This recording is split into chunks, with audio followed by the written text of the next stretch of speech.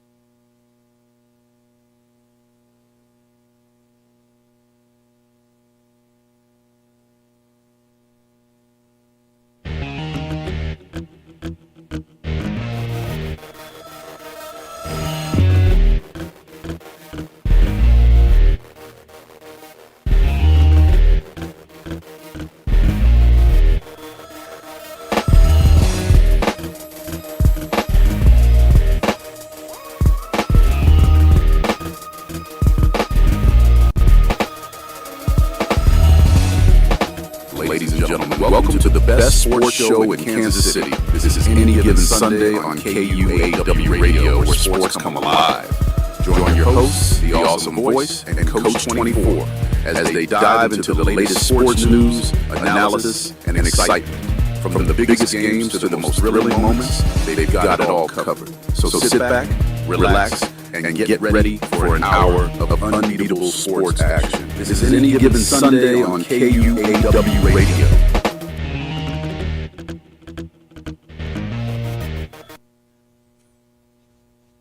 Welcome, sports fans, to the weekend eve. This is Any Given Sunday on KUAW. Coach 24, Darwin Penny, is at the Royals game. Unfortunately, he watched the Royals lose today, but that's okay. It's only one of 162. And as I always say, you know, you're going to go 60 and 60. It's those other 40 games that mean something. So we'll be okay. And behind the scenes, running the show, Mr. DJ Scatter, George Walker. Mr. Walker, how are you doing this evening? I'm doing just fine and glad to be here. Oh, yes, absolutely. And I am Brian Kress, the Awesome Voice. And tonight I have two guests from the Kansas City Panthers, and we're going to pretty much have Kansas City Panthers with us through the next couple of months as they are preparing themselves in the Midwest or Central Midwest Football League. I've got I want to call you Charlie. I don't know why. It's all good. Kristen Young and Colin Boldridge. How you gentlemen doing this evening? Doing just fine. Doing just good. Oh, man, that's awesome. So, Kristen, you are, well, at 28, is a 9-year veteran playing football. I was looking at all this, and I was like, okay, I saw your stats and stuff, and you actually had like 2015, 2016, 17, and then it jumped up to 23 and 24. So, and then I asked you your age, and I was like, okay, maybe I'm thinking 32, 33, 28. I'm like, oh my gosh, I have children older than that. So, but anyway, how did you get started, and why did you get involved with semi-pro football? Yeah, so I started when I was 18 with the Kansas City Bulldogs.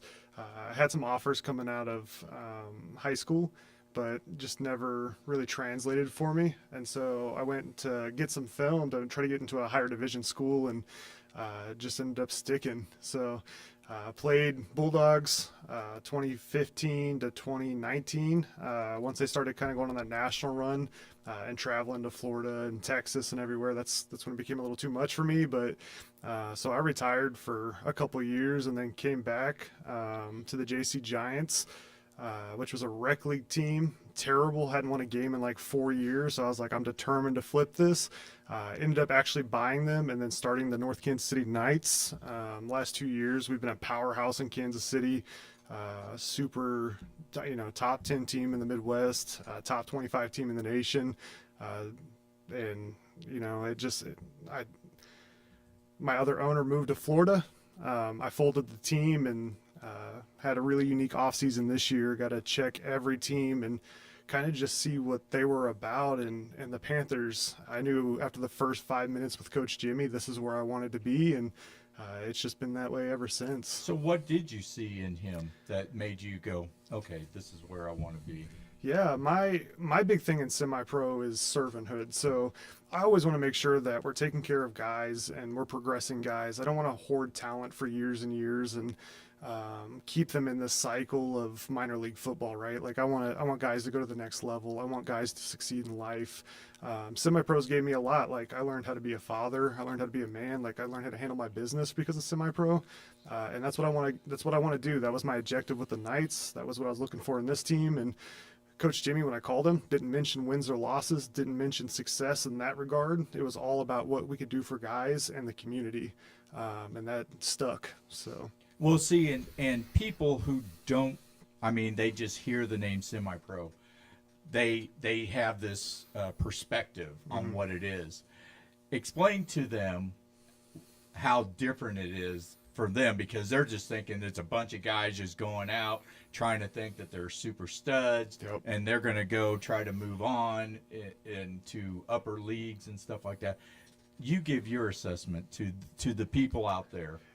Yeah, semi-pro has layers to it, right? Just like anything else in life. And, there's some layers where it's exactly that.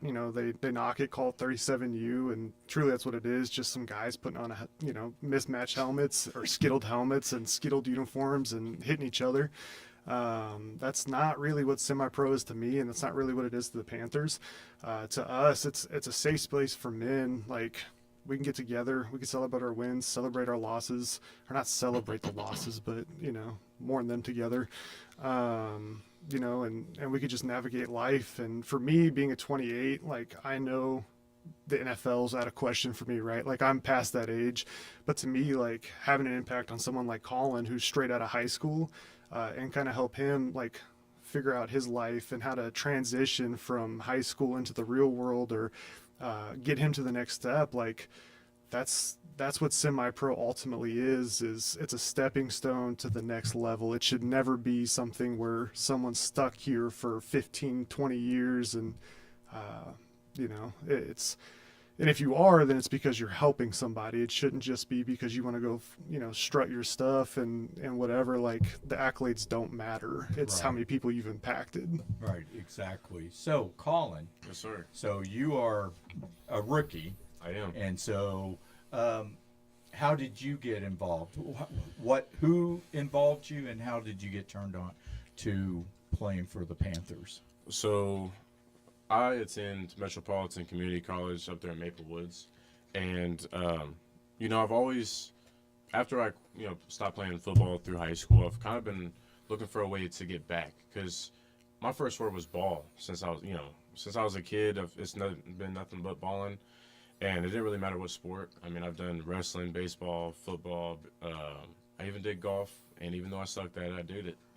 It's just all about the competition. And Elijah Conley, he's DN, right? D tackle. Or he's D tackle. He's Yeah, our he put on some defensive weight. tackle. Him and I have gone through a lot together. And he was like, you know what, man? Like, I was just posting me in the gym a lot. And I was like, man, like, I would just give anything to go back or whatever. And he said, you know what? He's like, I got this team I'm playing for, man. It's like, why don't you come in through, and I'll send you coach's number. And kind of piggyback off of what Christian said, just, when I had my first conversation with Coach Ross, it wasn't about wins and losses. It was about, what type of person was I, and kind of what my football background was, yes, but what type of man I was and what I was really trying to get out of it. And honestly, I was really just excited to compete again. And when I got the opportunity to play for the Panthers, ever since, I just never looked back. Just been excited just to be here every day and give it everything I can. Sounds great. So, you were given a nickname as you were growing up. I was. Tell us a little bit about that. So Colo is the nickname. So my best friend back in 2020, he took his own life, unfortunately, and him and I were just always going through it, going head to head a lot. And when I was transferring in high schools, because I was at Oak Park and we transferred over to Staley, and it's a big difference, even though it's only about 10 minutes away. There's a big difference in people around there and just kind of how the vibes are, I guess. So that was a big switch for me, and he just explained, because I didn't know what Colo meant. I've never heard of that before. I looked it up. It's actually a dance. It's a dance of some country, so some culture, and I'm gonna learn it one day. Oh, But the okay. point of the nickname was no one knew what it meant, and it was an opportunity to just make it whatever you want to make it. No one knows what it means. It can be a bad thing, it can be a good thing. No one knows what it means, but it's up to me to decide how I want to leave that nickname and how I want to go and kind of turn it into, if you will. Absolutely. So, so you have been playing since you were younger. You played in the Pop Warner leagues. I did. Hey, I played in South Suburban. I played in SSJA, Did you South really? Suburban Junior Athletic Association. I played there 6 years. So, Wow. so that was a long time ago. I'm telling you what, we would have guests that were Kansas City Chiefs from the '60s Super Bowl teams. Oh wow. Yeah, so that gives you an idea how old and decrepit I am. So, but it was so cool. In fact, actually, Ed Buddy, who was a tackle for the Chiefs, who just passed away this past year, and I am sad because I did not get the chance to go to his funeral because I grew up with his youngest son, John. And so actually I have a story to tell you about that, but at some time. But it's not about me. I know guys, it's not about me. but just saying that, he actually had a team called Warpaint. So Warpaint. right, because the horse that used to ride up and down on the field in the 70s was called Warpaint. It was Bob Johnson, and the horse lived off of Raytown Road and High Grove, yeah, out in Grandview. That's where I grew up. So, but anyway, he had a team, so these guys, the kids are just, so cool that a former chief would, coach them up and everything else like that. But yeah, I love playing Little League football. So obviously you always want to get better. And so you go through high school, and you were saying that you had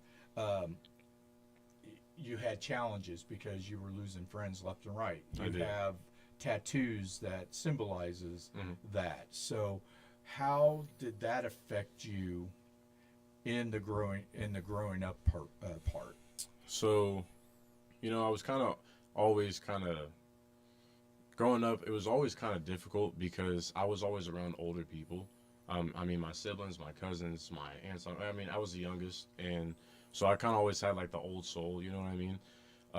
So I always kind of looked at life differently than what my peers did, for sure. And then when I did have those things where people were dying to gang violence or suicide or drug overdoses or poisonings, car accidents, that sort of thing, it really does give you a huge impact on just how quick life can be. You know what I mean? It can really just be over in the snap of the fingers. I feel like us as humans, and I do every day, but I do my best. But I feel like we really do take life for granted, and it really did switch my perspective around in life. Because at a young age, it definitely helped me stay out of things that I was finding myself going into, and it also did kind of put me down a lot. There was a lot of late nights where I didn't want to be there, man. Like I was just like, I didn't want to be in the situations that I were in, or that I was in. But one thing that I've struggled to realize really young, and all of us did, was that I was the one putting myself in those situations. But it was because all these things were going on. It's nothing but negativity and just bad, the bad juju, And it really did help me find Christ. It helped me stay close to my mama, my dad, and the people who really got you in life, and people there for a long period of time. And it was definitely a fight, for sure. That's actually why I do it. We had a really good discussion after practice a couple practices ago. Just that, there's a couple of guys on the team who are struggling through the same thing right now. I think that really helped us come together as a team. But Yeah. you know, it definitely gives me motivation to keep going, to keep fighting, to keep, you know, never let anything stop me. And I really do think for these past 5 years or so, it's really just been like, I don't care what I got to go through. You know, I'm gonna get what I need to get. And you know, actually, my grandparents were kind of like my second parents, and they had both passed on too, also. And you know, my grandfather, one of his dying wishes of him was take care of your mom and get a good education and be the good man you're raised to be. And you know, every single day I get up and try and be better than what I was yesterday. I keep trying to chase the same guy that I'll never be able to chase and finally get down, because for me to do that, I would have to be perfect, and I'm never going to be perfect. But every day I'm going to choose to be better than I was the day before. You know, if that's weightlifting, if that's in the schoolyard, if that's, you know, on the football field, whatever, finding the little things in life to improve, I feel like that would really make me truly successful in life. And I feel like when I go through tough times of adversity, I always go back to those friends that passed away. Not so much family, but the friends who didn't get to make it to 18 like I did, and didn't get to 19 like I am now.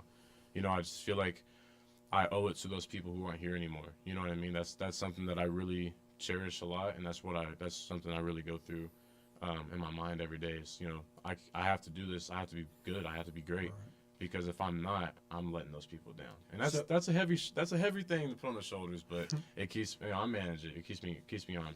Well, on the right track. Coach Ross says that God doesn't give you more than you can handle, and Absolutely. you can always handle 10 times more than what you think you can Absolutely. handle. Absolutely. So, saying that, what are you looking to accomplish by playing with the Panthers? Honestly, I like to keep everything in my life, you know, short and simple. What the main idea of me playing semi-pro football instead of going to be a walk-on somewhere was to just go out there and compete, just be a kid again. You know, that's something that a lot of people on the team, I see the kids running on the field. You know, I see those same people. I see those kids come out of those people. You know, and I do my best to just compete every day, and eventually. I do want to maybe put this out there to get to, you know, college looks or maybe a pro team. Just, you know, progress in my career. It was, you know, put to a halt after, you know, senior year, and now that we're here, you know, starting from square one, completely comfortable with that. You know, I'm ready for it. So anything really, just the main idea is just to go out there, compete, and just live life and enjoy it. You know, make the best of it. My young years, you know. Right. And if you know, schools do get a hold of me, that'd be awesome. It is, you know, what it's intended, yes, but if no offers ever come, if I never leave the Panthers, so be it. I have my fun. I have fun every single practice. You know, I'm just here to compete. Absolutely. So I'm going to ask you the same question.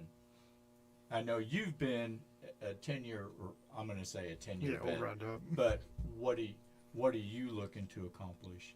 Yeah, I think for me, it's having a sense of family, right? I have a son and I have a wife, and they're beautiful, and I love them both. But it's just when I retired, I had a longing for more. I felt like I had more purpose than just being a husband and just being a father. And both those titles are the best titles I've ever had. But for me, the administration side of the Panthers, so scheduling these partnerships that we have, getting in the community, helping lead these men, like that's all what's important to me. If I never play another down, that's okay. I've had a wonderful career. I've done everything I need to do. I've been Defensive Player of the Year. I've been all league selections. I've been nationally recognized. I've done everything. But to me now, it's less about the actual game and more about taking care of everybody else. So for me, what I'd like to get out of it is my biggest accomplishment I've ever had is we moved 3 kids to college last year. We moved 4 people to arena ball. I want to double that this year. So that would be what I want out of it. Absolutely. And I have been with the Panthers for 20 years.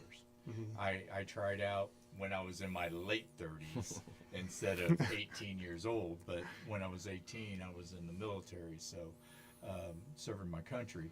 But saying that, I thought that I would give it a shot. My brother, who was 12 years younger than me, he was trying out, and he was like, "Come on, let's race," because I used to whoop him all the time. And so obviously, when you get older, you guys don't know this yet, but as you get older, you don't run as fast as you used to. And I'm telling you what, it is a grim reality because you used to, I get why Michael Jordan sometimes gets frustrated because he used to be able to do all these things. Yep. He can't even come close to doing anything he used to do, and he was the greatest in the world. But saying that, I would join the team, and then I didn't pass. I didn't make it. I ended up getting bronchitis, but that was because the part-time job I was working at was a bar that had smoke so bad that I ended up with bronchitis a couple of times in a couple of years. So what I did was I did other things. So they needed somebody to announce a football game, and so I announced the football games, and there you go. So I was out there. So I was announcing the football games, but during practices, I was out there contributing, helping, whether it was to get somebody water, teach somebody my knowledge that I had when I played football, because I played at Grandview, and at that time, Grandview was one of the best schools, and it's not quite as good as it used to be. It probably hasn't been as good since Josh Freeman was there, roughly 20 years ago. So, it's been a minute. But saying that, I would help people, and I would if you needed somebody to hike the ball, I would snap the ball. I would catch passes, whatever. But it's about unity and team. Joining together to bond as one, and so sometimes you get some of those guys. I'm going to say it. You get divas that think that 100%. they are too better than everybody else. That it's all about me, and it's not, because no matter how great you are, you can't do it by yourself. Jesus had 12 disciples, technically 13 because one was a failure or wasn't very good, but still he needed 12 disciples, and he could walk on water. Yep. I can't walk on water, so I tried. yeah. There you go. You can. Oh yeah. Well, so did Rick Ocasek in the video Magic, so which is an '80s video, so long time ago. I know. Again, I am showing my age. So, and I know Darwin's over there kind of chuckling. He's probably just looking away, but he's laughing at me. But anyway, the thing of it is that I wanted to, be somewhere, because everybody wants to belong. I don't care what you do. You always want to be there. And so my brother, he ended up playing with the Panthers, and then he ended up coaching. And then 12 years ago, he committed suicide. So, and, it's really, Jimmy took it really hard. And our quarterback at the time, David Jones, they just both were just devastated. They couldn't believe it. So it's really hard, because you go, life ain't that bad. Now, sometimes you go, you know what, if I just, if I wasn't around, I would just, it would be okay. And it's not okay, because look, this earth has been here for 1 million years. We're only going to be here for a small bleep. You got to make the best of it. And so Absolutely. when I go out there, and when I get done with my show, I will go out there after you guys and help out. And that is my sanctuary, just outside of church and Jesus. That is my sanctuary. That is my peace. That is, I have awesome kids. I have awesome grandparent or grandkids, and my mom is still alive. I've got a brother and sister.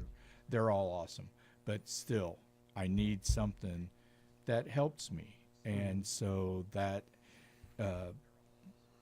playing football, or even no matter what I'm doing, and I'm not looking to be the greatest either. I just want to contribute. I want to help. If whatever little things I can do to help a team, that's what I want to do. So, and speaking of that, you have some events coming up that is to help other people. Yeah, so we had a sit-down meeting on Tuesday with the Special Olympics of Missouri. They help athletes from early all the way through. I think they said their oldest athlete's 75, so it's a broad range. But we're going to partner with them as it's an official partnership for a multi-year deal. We're going to make an annual event. The first one comes up on May 10th against the East Central Missouri Eagles. We're going to have their athletes out. We're going to do photo op, media interview, have them be captains, come out with us, and then they're going to do a 7-on-7 halftime show. They're going to set a booth. We'll donate some funds, and it'll just be a giant event that really just showcases the great work they do, because honestly, it's phenomenal, and then it also gives our guys a chance to see life from a different perspective, right? We're blessed to be here every day, and we don't know the struggles some people go through, and just getting out in the community and kind of seeing that, and that's how we're going to be better men. So that's going to be an awesome event. We're going to do the ribbon cutting on May 6th at their new location down in our Off-Ward Parkway. And that is on a Wednesday? I think a Tuesday. From okay. 2 to 7. We'll post it on our page as we get closer here. But everybody's invited, and we're going to come make it a big deal, because it is a big deal. It's awesome. So if people want to know more information, where do they go? How do they need to reach out to you so they can get all this information? Yeah, they can reach out on the KC Panthers page. Like I said, as we kind of get closer, we're going through like the building flyers and kind of what that media looks like. But once we post it, I mean, it's free for everybody to reach out to. If you guys want to donate, we'll post a QR code that goes directly to Special Olympics of Missouri. And if you want to come to the event, everything is pretty much going to them. It's showcasing them that day. So that's how you get involved. Absolutely. So I am definitely looking forward to this. I've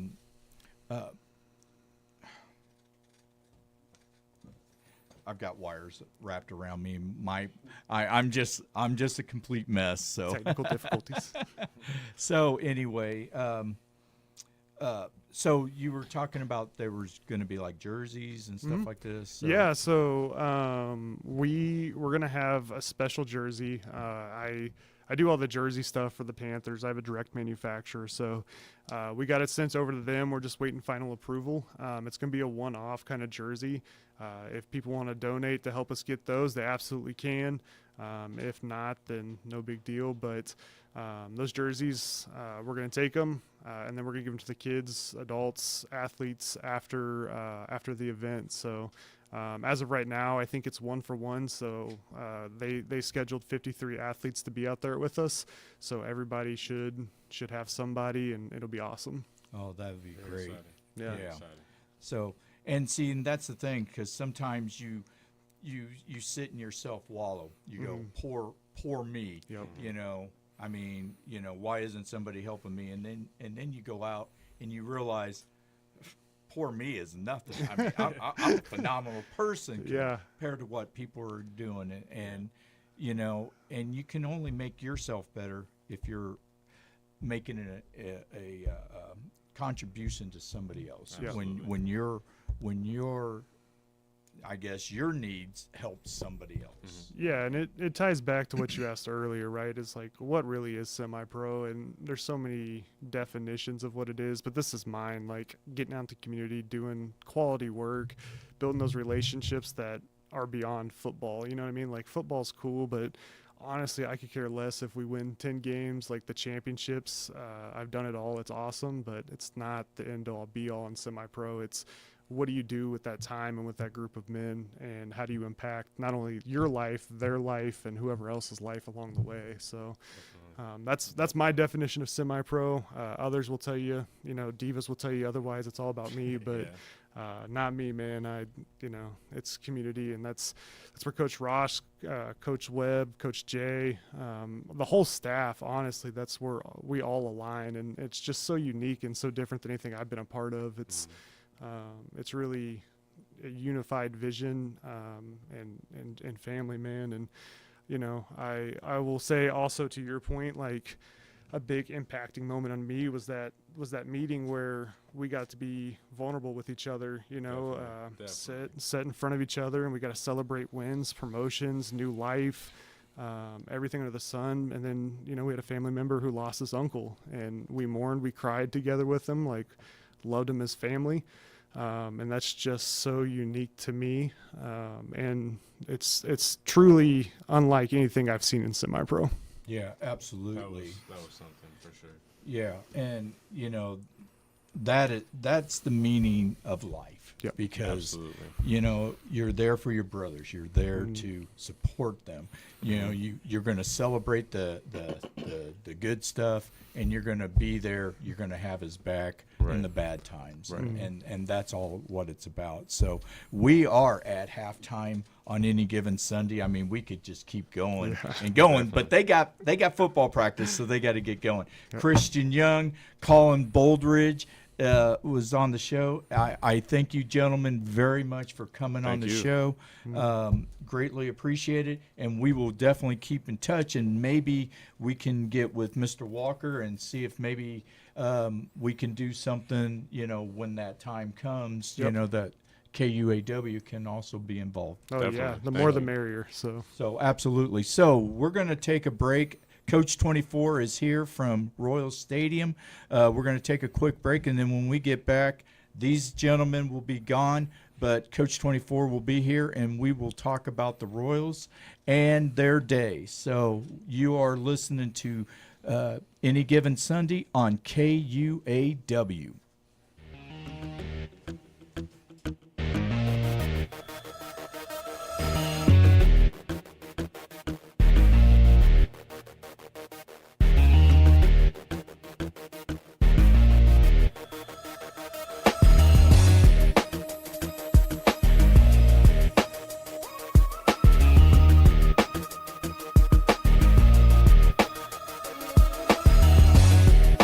Ladies and gentlemen, welcome to the best sports show in Kansas City. This is Any Given Sunday on KUAW Radio, where sports come alive. Join your hosts, the awesome voice, and Coach 24 as they dive into the latest sports news, analysis.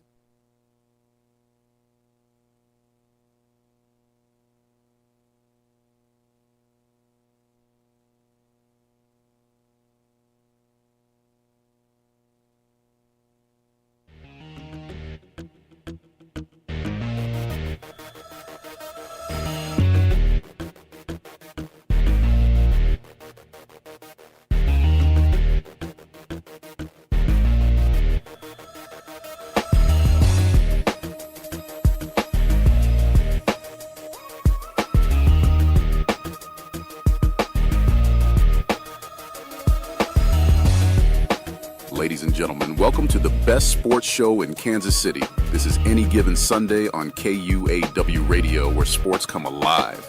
Join your hosts, the awesome voice, and Coach 24 as they dive into the latest sports news, analysis, and excitement. From the biggest games to the most thrilling moments, they've got it all covered. So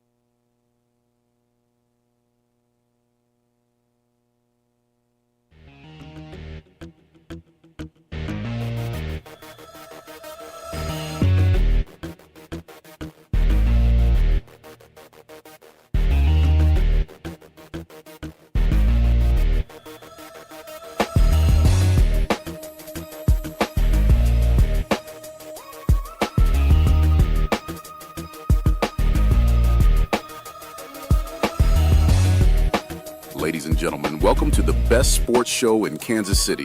This is Any Given Sunday on KUAW Radio, where sports come alive. Join your hosts, the awesome voice, and Coach 24 as they dive into the latest sports news, analysis, and excitement. From the biggest games to the most thrilling moments, they've got it all covered. So sit back, relax, and get ready for an hour of unbeatable sports action. This is Any Given Sunday on KUAW Radio.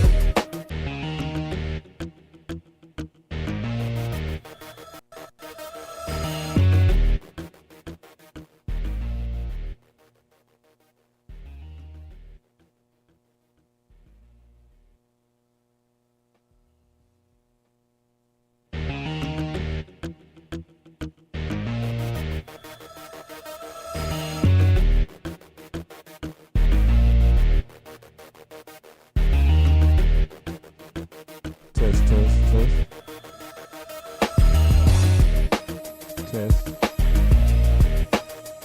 Check. If you can hear me coming through, can you hear me coming through? Ladies and gentlemen, welcome to the best sports show in Kansas City. Can you this hear is him? Any Given Sunday on I can hear me. KUAW Radio, where sports come alive. I don't Join your hear him. hosts, the awesome voice, 1, 2. and Coach 24 as they dive 2. into the latest sports news, 1, 2. analysis, and excitement. From the biggest games to the most thrilling moments, they've got it all covered. So sit back, 1, 2. relax, Okay. and get ready for an hour of unbeatable sports action. This is Any Given Sunday on Testing, 1, 2, 3. KUAW Radio. Okay. Good. Yes, that's good. All right.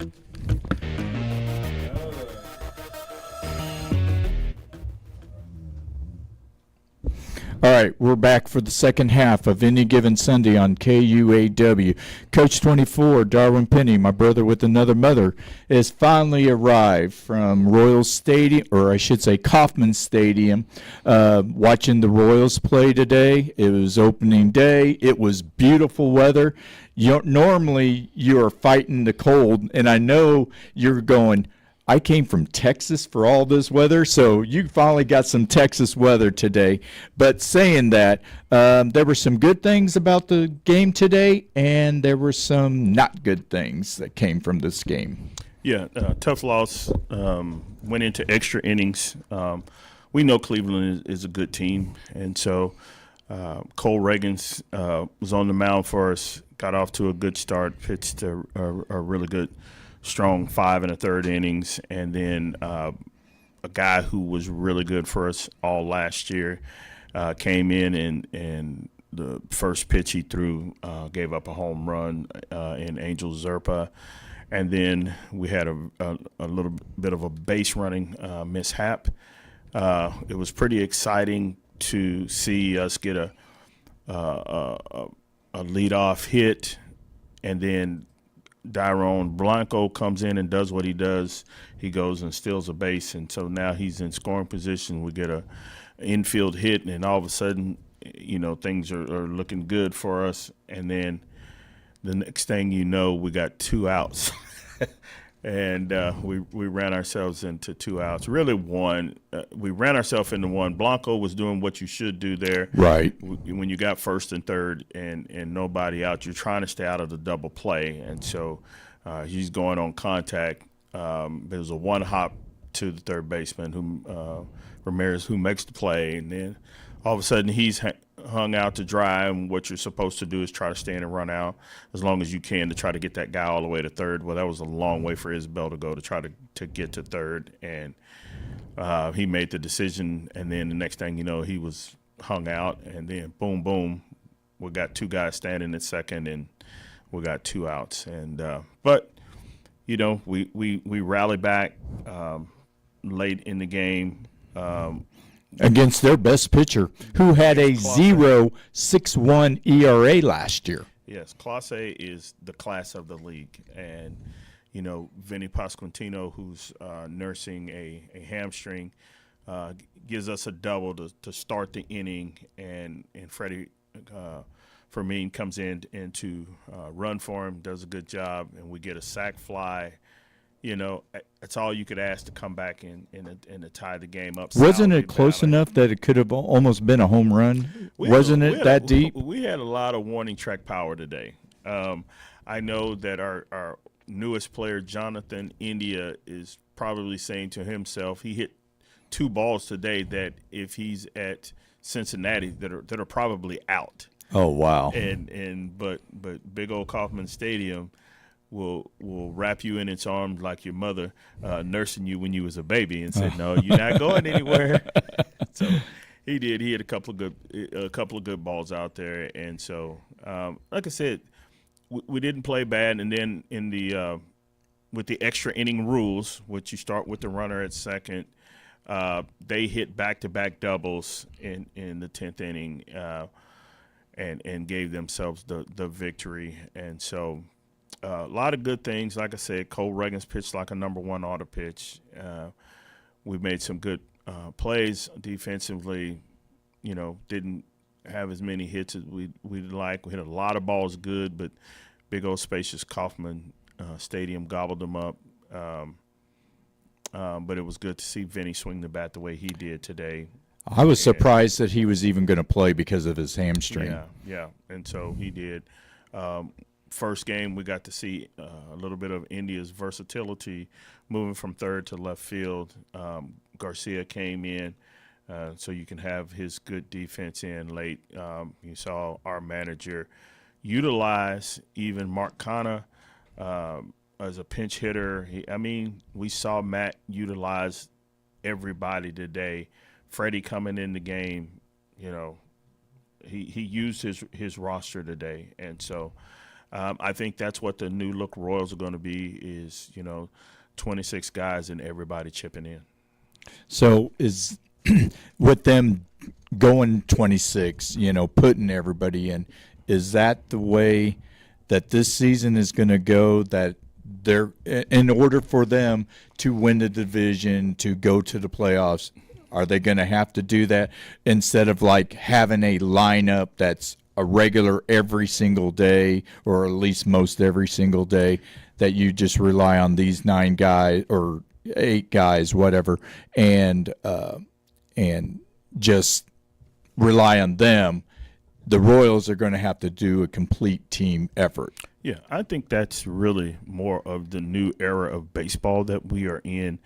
The days of the Cincinnati Reds running the same 8 guys and a pitcher out there for 150 games, that you had pretty much the same lineup. Those days are gone. And so what you're going to see is a guy utilize all of those 13 position players and all 13 of those pitchers and in the best way that they can. One of the things that was of concern is, Bobby started to wear down at the end of last year, and what days can you give him a rest? Freddie has been probably extended Salvi's career by another 2 years by his ability to come in. Salvi can get some days at first base. We brought Kevin Biggio in, the son of Hall of Famer Craig Biggio is on our roster. He can play first, he can play third, he can play second, he can play the outfield if need be.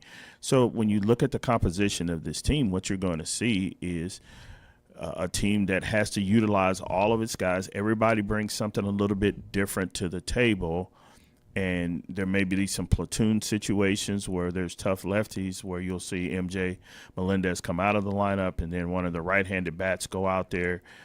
Same thing with Kyle Isabel, get Blanco out there and utilize his right-handed bat, and then, whatever it takes for us to get the wins necessary to get back to the playoffs and get back to postseason, I think that's what our staff is going to do. Absolutely. So, like Bobby Witt actually didn't have the greatest of day, but the one at bat that he had, he used all of his attributes. He hit a ball to the shortstop, but he used his speed to get onto first base, and that in itself, and then he turned around and stole second base, and then Vinny hit the 3-run homer, and people will look at the Vinny's 3-run homer, but you have to look at Bobby Witt. getting that base hit because he used his speed. But saying that, how well, it's just the beginning of the year. Is it something that you're just like, they'll work their way into it, or do they need to just totally start performing well right now? Well, the one thing that we want to do is we want to get off to a good start. I know in the years that I've been here since 2017 and part of the organization, we haven't had really good March, April up into May. And so last year we at least were able to break even, and then we got really good in May and then managed to maintain it throughout the season. And so we've got a pretty good schedule. If you look at it early, we play some playoff teams early with Cleveland and with Baltimore. Minnesota didn't make the playoffs last year, but they're just only 1 year removed from winning the division, and so they're a good team when they're healthy, and so we're going to have to be a team that goes out and plays well early in the year. We're going to carry over some of that momentum that we had in spring training. We had a really good spring training and winning 18 games in spring training, and so it is certainly not the end all. It's a long season. It's a marathon. It's not a sprint. But the last thing you want to do is at the end of May find yourself 10 games out, trying fighting to get back in the rest of the year.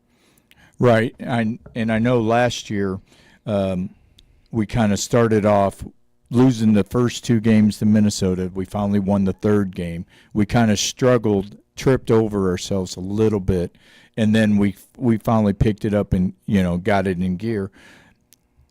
We can't afford to do that this year. I think we want to make sure that we get off to a good start, and because we're building on the confidence of a team that made the playoffs. We're building on the confidence of a team that had a 30-game improvement last year, and so even into the loss today, I see that confidence in the team when we were down that run late, and how Vinny came and hey, I'm going to get this hit and get it started, and then we're gonna get that run home, and we got a guy over to third base, and then we hit a sac fly to get him home. I mean, that's all you can ask your team to do, is to compete until the very last out, give themselves a chance.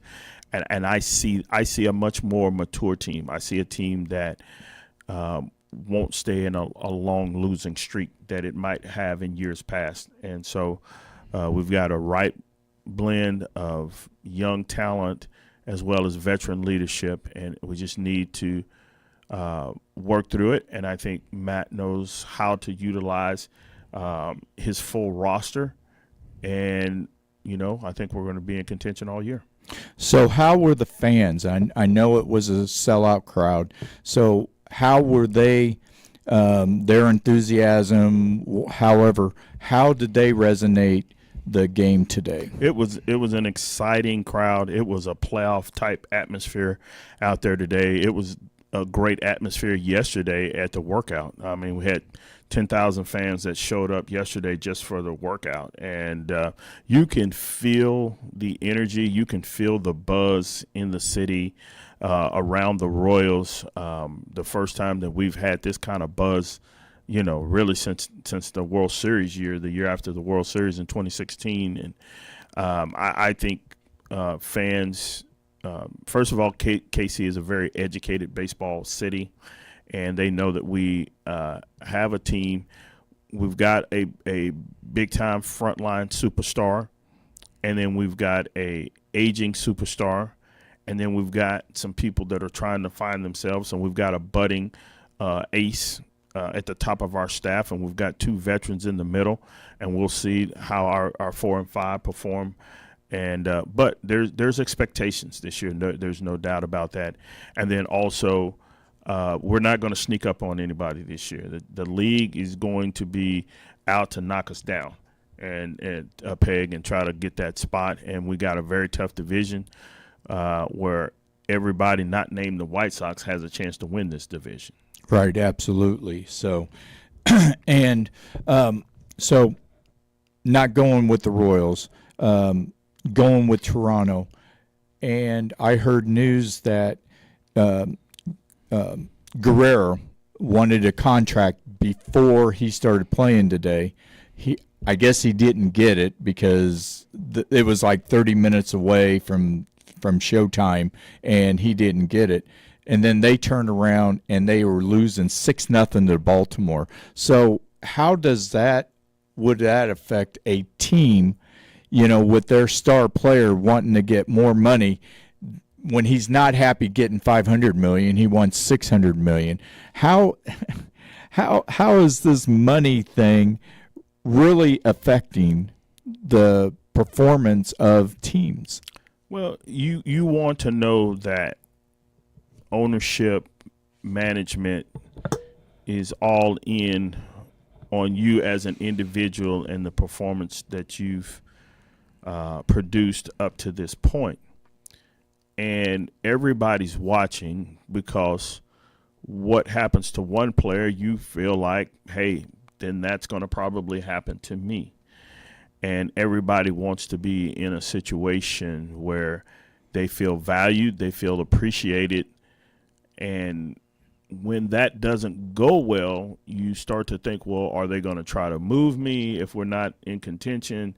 You start thinking about all of those things that could hinder your performance out on the field, because players want to go out and I just want to go out and play the game that I've been playing since I was 4 or 5 years old. I don't want to have to think about money. I don't want to have to think about contract. I want long-term security. We all do.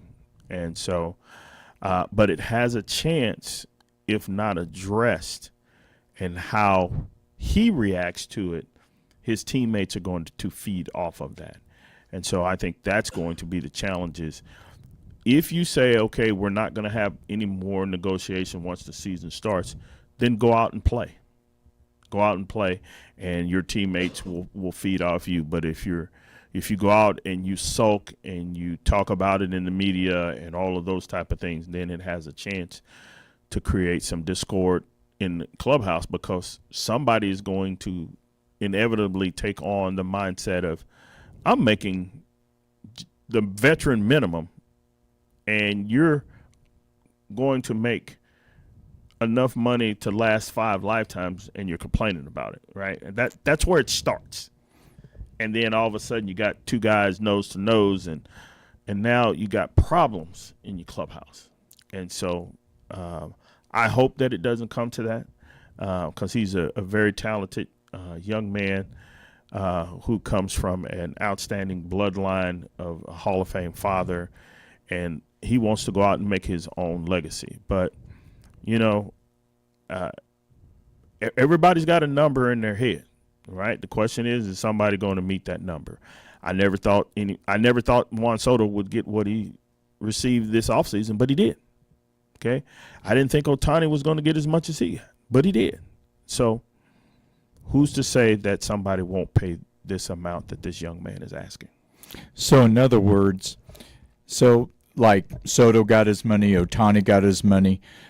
Do these players think that in their mind that they are good enough or better than? And I know that you got to have an ego to play this game, because if you don't, you won't make it very long. But saying that,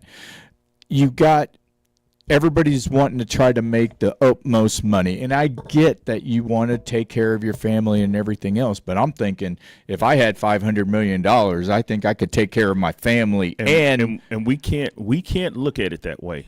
We can't look at it that way, because we're not dealing with that type of money. We have to look at it from the standpoint of, in the profession that I'm in, I want to be compensated like people in my profession. That's what they're looking at, okay? Whether it's football, whether it's baseball, it's basketball, what is the going rate from my position, from my production in my profession? We can't compare it to what you and I do or what some other people do. It's not apples to apples. And so that's what they're looking at. And yes, it's a tremendous amount of money that could be a small fortune for a small third world country, but everybody wants market value, right? We talked about this at length with football quarterbacks, Dak Prescott, whatever. It says, well, he ain't worth $60 million. The market says he's worth $60 million. Right. That's what the market says. Yeah. Because somebody paid it. Right. Absolutely. And then eventually he won't even be the highest paid player. There'll be another quarterback that'll come in and get right. him. He may be from a year, but there's already guys that have more guaranteed money now with what Josh Allen just signed. There's more. It's more guaranteed money. Right. It may not be per year average more, but it's still more guaranteed money. Right. Absolutely. Yeah.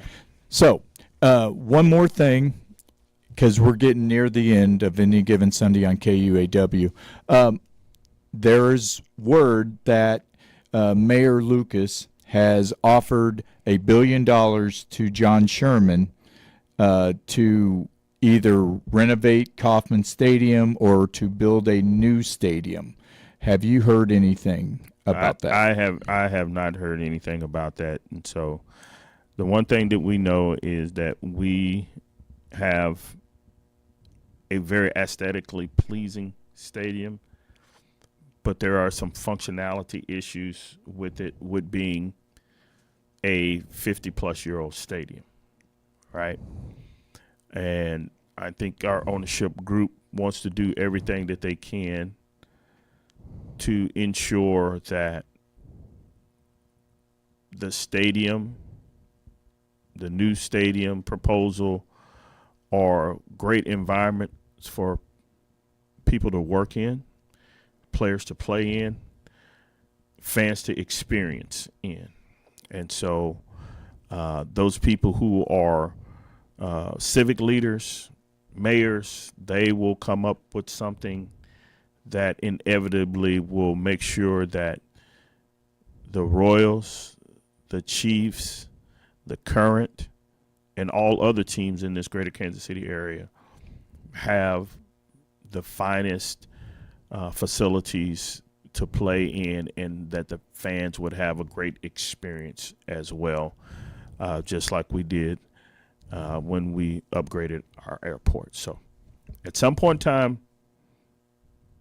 minds will work and they will make it. And then I think there will be something where the fans and the constituents of the city and the county will be able to agree and say this is the best situation for us all.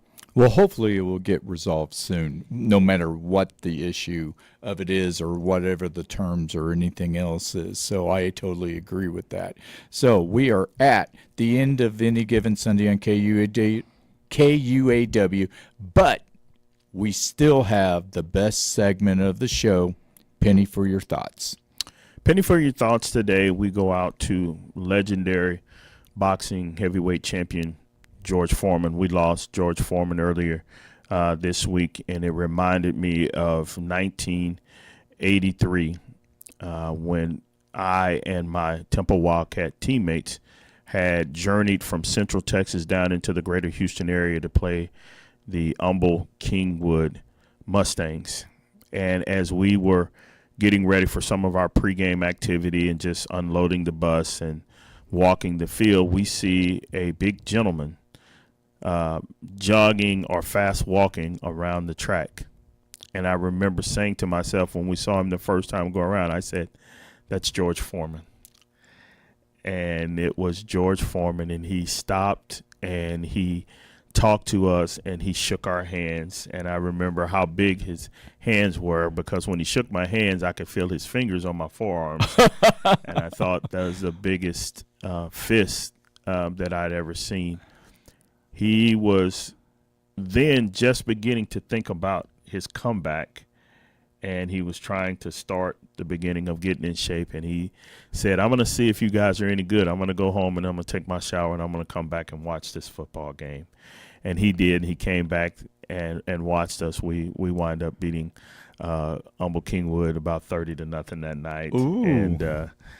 And and you could see how people in the stands responded to this new created George Foreman, who had given his life to Christ, and he was no longer angry George that lost to Ali, but he was a jovial George. And we saw him come back and win the heavyweight championship some almost 9 years after that night that we met him, when he knocked out Michael Moorer, and then went on to additional fame with the George Foreman Grill, of which I was proud to own one, and had several good meals off of George Foreman. But, Absolutely. what a true champion! What an opportunity for us to witness somebody reinvent themselves, and then again, one of the most powerful punchers that has ever stepped into the ring. And so tonight on Penny for Your Thoughts, we just remember Big George Foreman and the evening that he took some time out to share and have a handshake and a smile with some young boys from Central Texas. Man, that is an amazing story. So thank you for that. And that's why Penny for Your Thoughts is the best segment of our show. And we are at the end of Any Given Sunday on KUAW. Coach 24, Darwin Penny, my brother with another mother. We've got Mr. DJ Scatter, George Walker behind the scenes, and I am Brian Kress, the awesome voice. Be awesome, not angry, and you guys have yourself a phenomenal sports weekend.